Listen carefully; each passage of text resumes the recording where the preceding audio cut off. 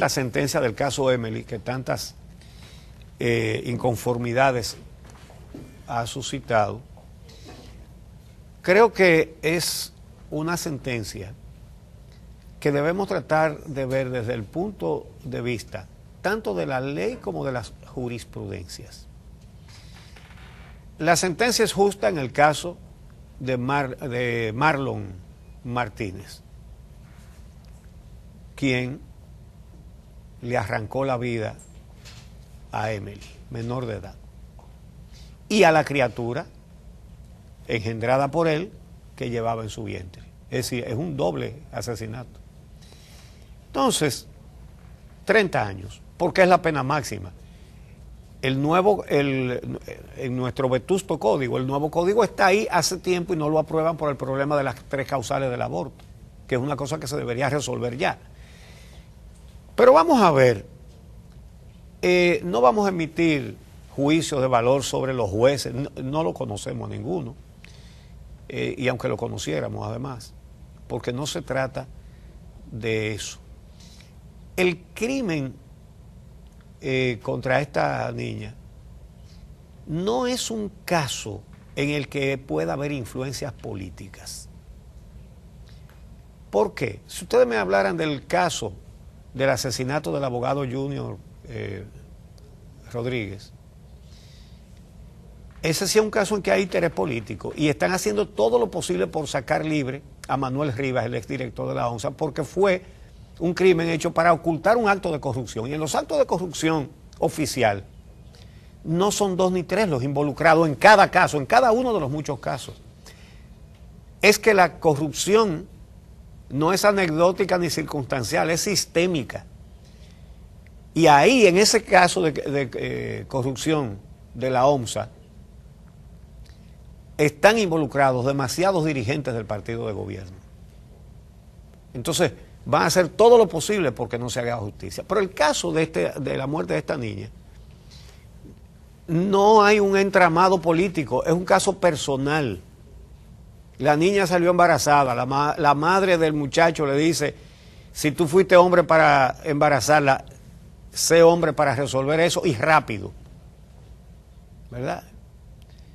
Y él la lleva al apartamento de la madre y trata de hacerle un aborto, y evidentemente que la muchacha se resiste, la autopsia lo dice todo, y le da un golpe en la base del cráneo con un objeto metálico contundente. Después tratan de decir que hubo una discusión y que la muchacha resbaló, se cayó, se dio en la cabeza y se murió. La autopsia establece claramente que el golpe fue de un objeto contundente hacia el cráneo de la niña, no del cráneo hacia el piso o algún mueble, sino que le dieron y duro. Le destrozó la base del cráneo, pero le destrozó el útero también y le destrozó la criatura. Un hecho horrendo que ha consternado a todos los dominicanos, ¿verdad? Ahora, la sentencia en el caso de Marlon Martínez, la madre del homicida, de 5 años de prisión, tiene a la sociedad indignada. Como estamos acostumbrados a que la justicia se vende, decimos, eso fue esta justicia podrida. Repito, ese es un caso personal.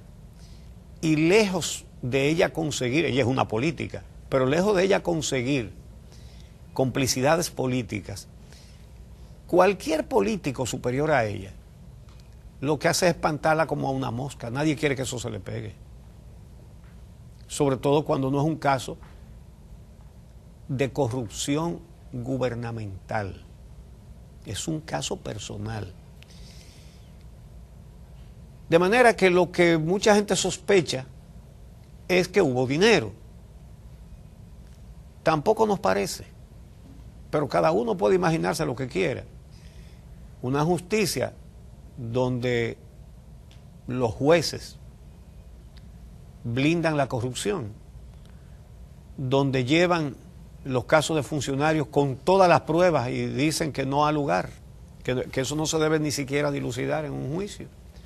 o le dan archivo definitivo, o le hacen un expediente mostrenco para que se caiga el expediente. Entonces, en una situación así, esos jueces que lo ponen a eso, ¿quién les impide y con qué calidad que vendan sus servicios a intereses privados? Y eso es lo que estamos viendo. Y por eso usted ve que sueltan narcotraficantes tranquilamente, sicarios, asesinos. Entonces, pero tampoco nos da la impresión de que es el caso. La sentencia hay que verla porque hay una parte, el kit de la suave sentencia para Marlene Martínez de 5 años está en que el tribunal, al explicar su sentencia, aplique el artículo 62 del Código Penal, que dice que no hay complicidad en una acción que sea posterior al crimen, que para que haya complicidad esa acción tiene que haberse producido antes o durante el crimen, pero no después.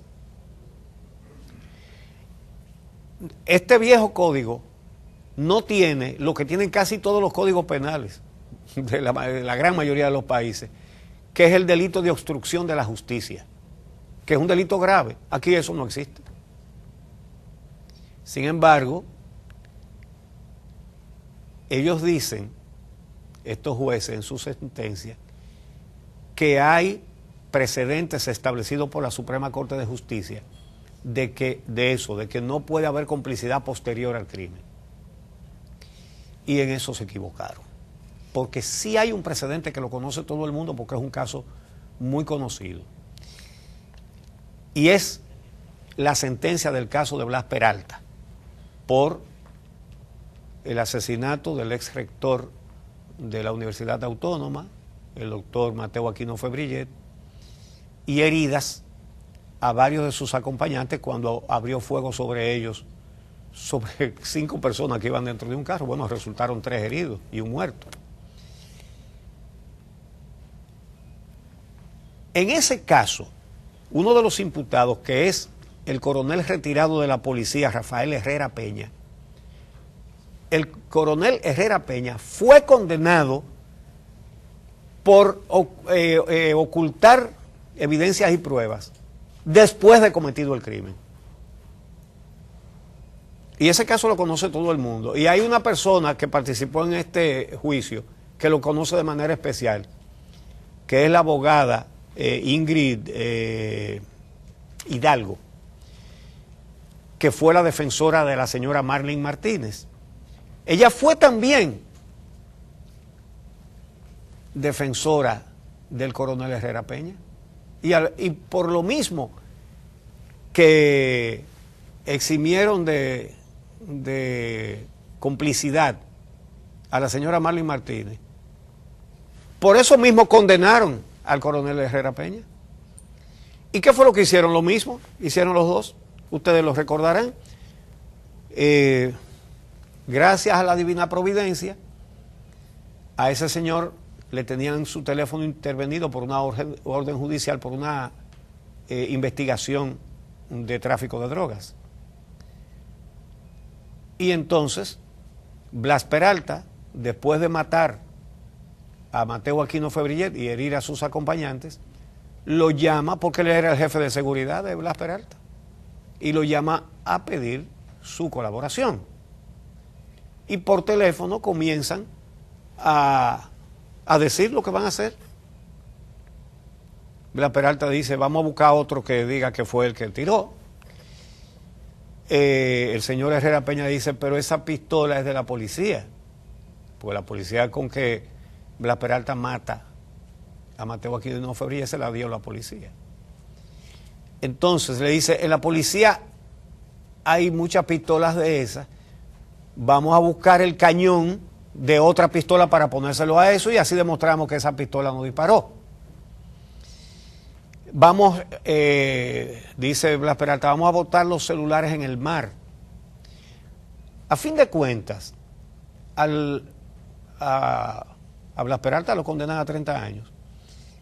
y al coronel Herrera, no me acuerdo ahora mismo a cuántos años fue que lo condenaron, pues estoy hablando de memoria, pero lo condenaron porque ocultó la pistola, porque la pistola no apareció nunca, porque ocultó la pistola y porque ocultó los celulares. Un dato al que no se le dio la relevancia que ameritaba y no se la dio el Ministerio Público en el caso de Emely, es que el celular de Emely, ¿quién lo tiene? Lo desaparecieron. Ese celular lo desaparecieron. Ese celular contenía muchas pruebas. Entonces, claro, en el caso de Emely Martínez es peor que el caso del coronel Herrera, porque el coronel Herrera no ocultó un cadáver ni anduvo con el cadáver en su carro para llevarlo a otro sitio. Y Marley Martínez se hizo eso. Además, con la frialdad macabra de ir a la televisión a hacerle un llamado a Emely para que regresara. No nos haga sufrir, le dijo ella a la que tenía muerta en el baúl de su carro. No nos haga sufrir, te esperamos con los brazos abiertos. Pero a fin de cuentas, aparte de eso que horrorizó al país cuando apareció el cadáver de la niña, aparte de eso, ella hizo exactamente lo mismo por lo que fue condenado el coronel Herrera Peña, que fue condenado en primera instancia, en apelación y en casación, es decir, por la Suprema Corte de Justicia. Y las sentencias de la Suprema Corte de Justicia crean jurisprudencia, de manera que ahí tenía la Corte de San Francisco de Macorís una jurisprudencia en qué basarse para condenarla a 20 años por complicidad. Sin embargo, ellos en su sentencia, el asunto estaba dando mal la espina desde que se anunció que iban refuerzos policiales para allá. ¿Y por qué esperaban que hubiera desórdenes? No sería porque se iba a hacer justicia, ¿verdad? Ahora, ¿qué es lo que pasa? Que ellos dicen en el preámbulo de su sentencia que ellos no están para complacer a la mayoría, sino para aplicar la ley. El criterio es bueno, ¿eh? Así debe ser. Ahora,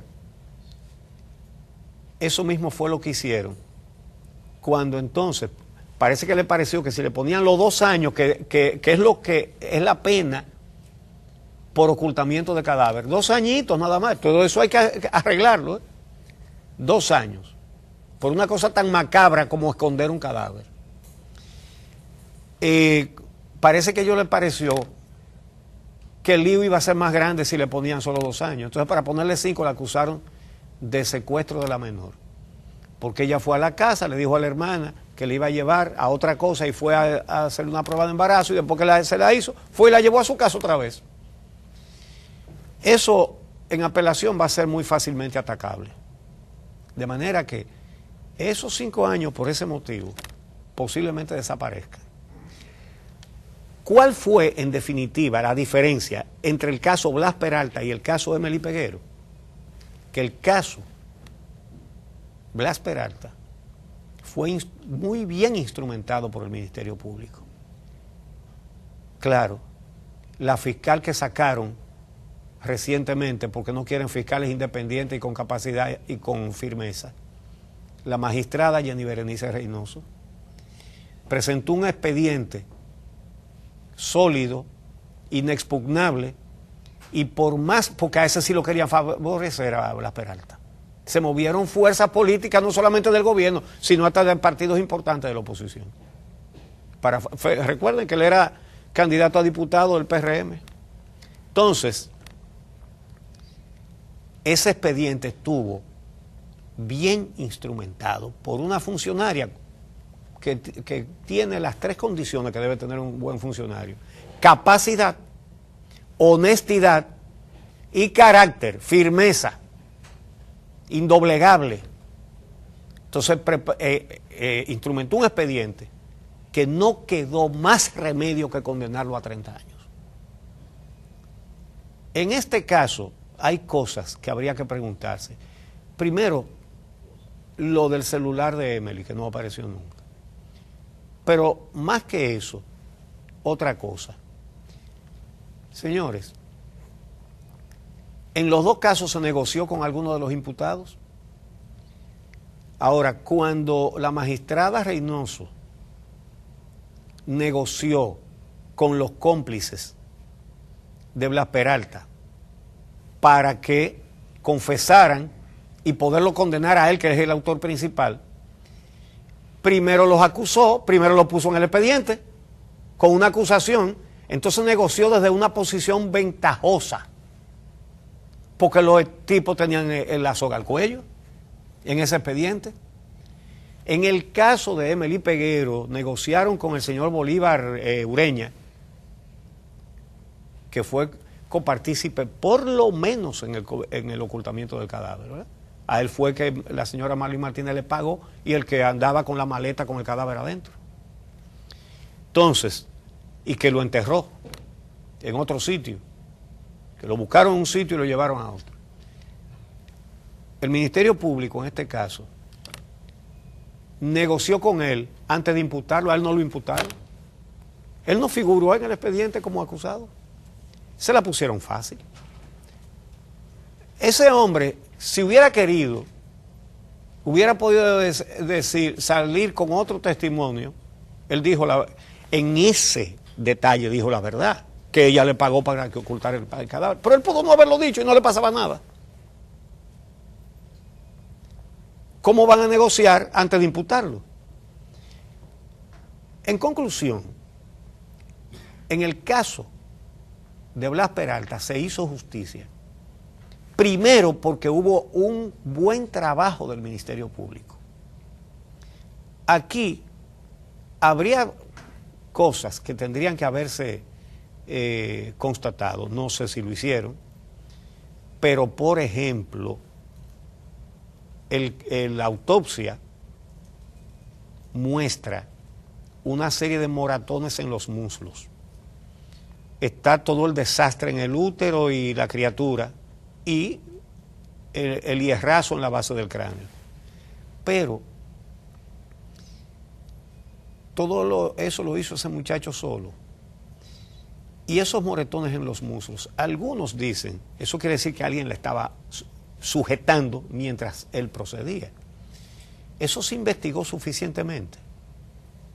No lo sé, no puedo decir que no lo hicieron, pero tampoco ha dicho nadie que lo hicieron, ¿verdad?